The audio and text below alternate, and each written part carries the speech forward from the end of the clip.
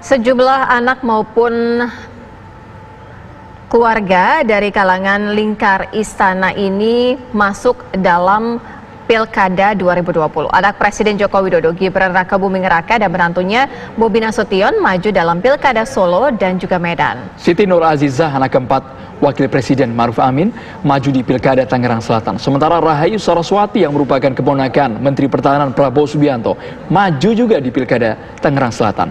Kalau mereka bukan dari kalangan lingkar istana, apakah peluang di Pilkada tetap sama? Ya, bagaimana cara menghindari nepotisme dan abuse of power saat maju di pemilihan kepala daerah? Untuk itu, kita akan membahasnya bersama pakar politik Henry Satrio, kemudian anggota DPR RI yang juga Wasekjen PDI Perjuangan Arief Wibowo, serta Siti Nur Azizah, bakal calon wali kota Tangerang Selatan yang juga merupakan putri Wakil Presiden Maruf Amin.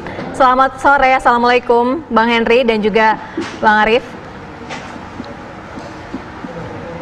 Waalaikumsalam warahmatullahi wabarakatuh, Mbak Sira, Mas Andro. Ya, kita masih menunggu untuk menghubungi Siti Nur Azizah untuk segera bergabung, dan kita terlebih dahulu menuju ke Mas Arief. Mas Arief, Bobi dan Gibran maju pada Pilkada. Apakah ini bisa dikatakan inilah bentuk nepotisme? Mas Arief. Mas Arief, apakah sudah tersambung?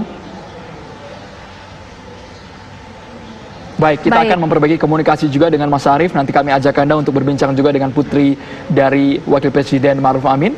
Tapi terlebih dahulu kita ke Bang Henry Satrio. Bang Henry Satrio, Anda melihatnya seperti apa, Bang? Ini ramai-ramai sekarang yang dekat dengan lingkar kekuasaan maju di Pilkada, Bang. Ya, gini Bang Andro, Mbak Sira. Jadi pada saat kita memutuskan bahwa demokrasi ada di Indonesia, maka kita juga harus akhirnya memaklumi bahwa hal-hal seperti ini akan terjadi lagi. Nah, menurut jurnal yang saya baca, ini ada dari Arkansas University, kemudian dari Harvard juga. Nah, yang terjadi itu adalah salah satu penyebab kekerabatan dalam politik ini terjadi adalah lemahnya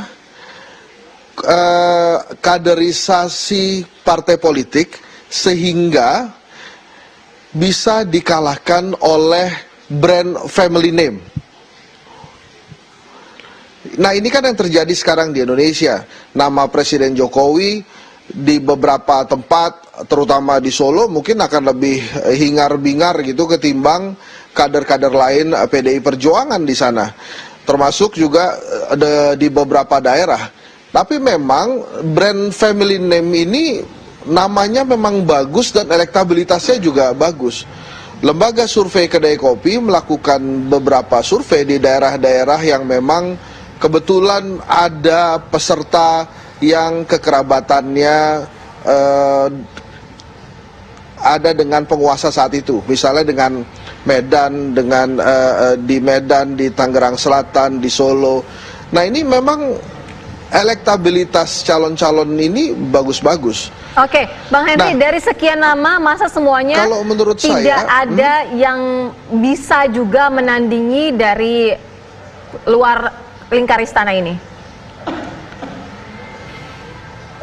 Ya, sebetulnya sih kalau di hasil survei agak sulit memang, apalagi secara kekuatan politik akhirnya semuanya bergabung menuju yang elektabilitasnya paling tinggi.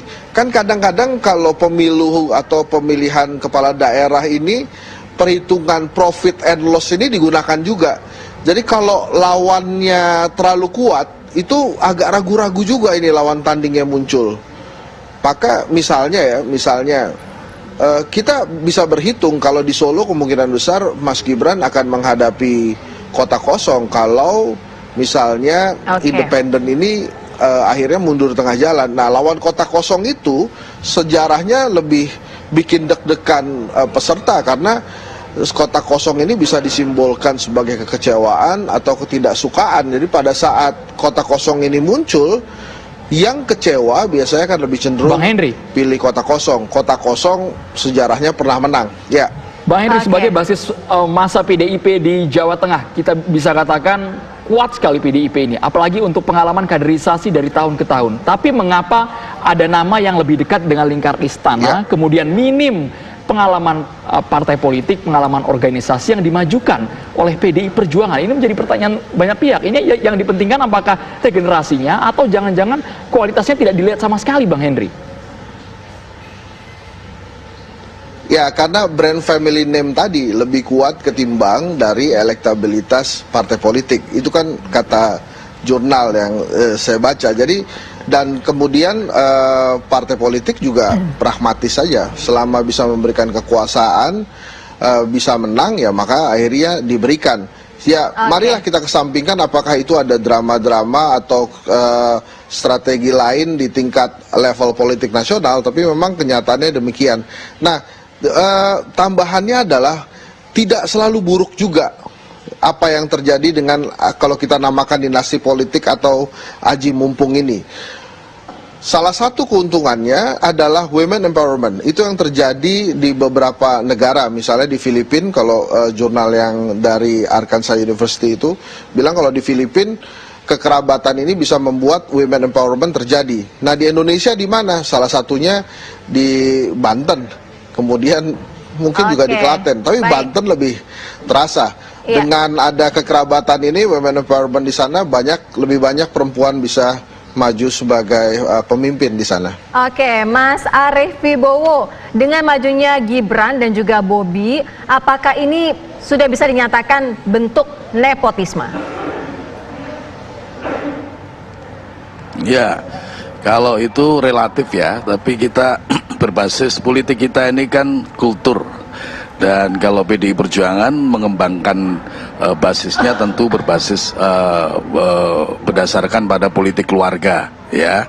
Jadi semakin banyak keluarga yang memberikan dukungan kepada partai, saya kira akan semakin kuat. Itu satu historisitas dan pengalaman politik yang tidak bisa dihindari. Tapi lebih daripada itu sebenarnya, sepanjang mengikuti satu proses yang berlangsung di dalam internal partai, mekanisme yang sudah dibangun, ya, ada yang disebut dengan rekrutmen, kemudian seleksi, dan keputusan akhir adalah di tangan ketua umum setelah melalui rapat DPP partai, maka sesuatu yang sah saja. Partai berharap bahwa hasil dari seleksi yang telah diputuskan itu menunjuk kepada satu potensi yang bisa dikembangkan oleh partai ke depan terhadap pasangan calon, termasuk dari mana dia berangkat dan seterusnya. Nah, menyangkut soal Solo misalnya, sejauh penerimaan masyarakatnya juga bagus, ya, aktivitas kegiatan yang pernah dilakukan juga direspon dengan baik, dan kemudian di dalam internal partai juga diterima dengan baik, dan kita melihat pengembangan ke depan. Dalam hal ini adalah tumbuhnya generasi muda partai, ya, apakah tidak memandang asal-usulnya, berangkat dari kalangan manapun, itu yang harus mendapatkan dukungan dari partai. Dan kita sudah memutuskan di beberapa tempat, misalnya seperti di Solo, kebetulan putra Pak Presiden, di Kediri, putranya Mas Pram, mantan sekjen partai kami, dalam satu mekanisme yang sudah dijalankan dengan sebaik-baiknya. Nah, apakah itu kemudian nanti akan bisa dinilai sebagai politik dinasti? Saya kira terlalu dini, ya. Kita bisa belajar dari pengalaman, sebagian sudah disinggung Mas Henry tadi, ada Chow Po misalnya kalau di Thailand, ada di India, dan itu menjadi sesuatu politik yang normal saja, tapi sejauh adalah bisa diterima masyarakat dan manfaat bagi masyarakat, bagi rakyat kita, saya kira tidak ada soal. Kalau kemudian mengkategorisasikannya sebagai politik yang anti demokrasi, tetapi pada siang lain tidak memberikan manfaat ditambah tidak memberikan manfaat pada rakyat, nah itu PDI Perjuangan tidak akan memberikan persetujuan terhadap soal tersebut. Jadi menurut hemat kami, PDI Perjuangan tetap ada pada garisnya, dan setiap calon yang kita putuskan tentu diharapkan untuk memberikan manfaat pada sebesar-besar kepentingan rakyat.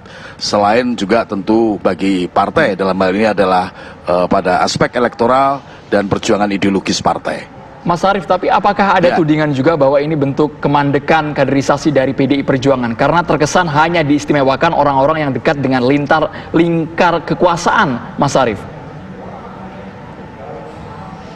Ya, saya kira tidak demikian. Itu kan persepsi. Kecuali di semua daerah, ya, adalah orang-orang yang ada di lingkar kekuasaan. Saya kira tidak demikian. Di banyak daerah, di kabupaten yang lain kita bisa tilik ada 270 daerah, ya, 224 kabupaten, 37 kota, dan sisanya 9 provinsi.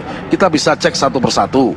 Hari ini kita sudah mengumumkan 92 kabupaten kota dan satu provinsi. Bisa dilihat apakah mereka adalah bagian dari, mohon maaf, quote and quote adalah kekuasaan, ya, baik di tingkat lokal maupun di tingkat elit. Saya kira tidak. Kita juga menjalankan kaderisasi. Nah, terkait dengan Mas Gibran misalnya, dia adalah orang muda, ya. Kemudian Handito juga di Kediri orang muda. Yang saya kira kita akan posisikan adalah sebagai bagian dari masa depan partai yang harus mendapatkan dorongan yang kuat dari partai. Nah, tinggal nanti akan kita lihat kiprahnya. Seandainya kedua anak-anak muda itu menang dalam kontestasi pilkada nanti, apakah akan menguatkan partai, ya, secara internal, sekaligus adalah memberikan manfaat untuk kemakmuran rakyat, kesejahteraan rakyat di masing-masing daerah. Itu nanti akan diuji oleh kita semua, tidak hanya oleh partai tapi juga oleh rakyat kita. Oke, sudah bergabung juga bersama kami Siti Nur Aziza, bakal calon wali kota Tangerang Selatan yang juga merupakan putri dari Wakil Presiden Maruf Amin. Mbak Siti Nur Aziza, pendapat Anda maju dalam pilkada yang juga merupakan seorang putri dari Wakil Presiden.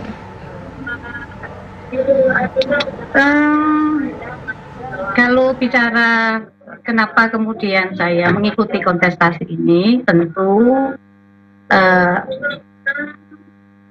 halo. Silakan Mbak, dilanjutkan Mbak. Oke. Tentu yang jadi kiblat saya adalah konstitusi, karena konstitusi itu kan memberikan hak kepada setiap warga negara, ya, setiap rakyat Indonesia, anak-anak bangsa untuk bisa memberikan kontribusinya, ya, bagi bangsa dan negaranya. Dan saya adalah salah satunya, ya, walaupun saya ini katanya memang adalah putri dari Bapak Wakil Presiden. Nah, tentu karena konstitusi dan sistem demokrasi kita itu memberikan ruang untuk itu, saya kira itu juga menjadi hak bagi setiap anak bangsa untuk bisa ikut di dalam kontestasi itu. Tapi Mbak Siti, ini bukannya aji mumpung semata karena ayah lagi menjabat, lagi berkuasa, kemudian anaknya memanfaatkan itu semua? Di sistem demokrasi kita itu kan ada mekanismenya, ya. Ada mekanisme yang harus dilalui di dalam proses kontestasi itu. Misalnya kita harus dapatkan tiket, ya. Dan untuk mendapatkan tiket, kalau di Tangerang Selatan itu ada proses konvensi, ya, di mana kita diminta mampu mengkomunikasikan gagasan-gagasan kita, ya, pemikiran-pemikiran kita untuk membawa apakah daerah itu ke depan bisa lebih baik. Nah, itu tentu harus kita komunikasikan kepada partai-partai dan juga mengkomunikasikan kepada masyarakat. Nah, itu saya kira ada proses demokrasi di sana. Sehingga kalau kita bicara tadi aji mumpung, tentu akan nampak dari akseptabilitas masyarakat dan juga partai-partai. Saya kira itu. Iya, Mbak Siti, pertanyaannya kenapa baru sekarang mengajukannya? Kenapa tidak sebelum-sebelumnya? Tapi dijawabnya nanti usai jeda. Kabar Petang segera kembali.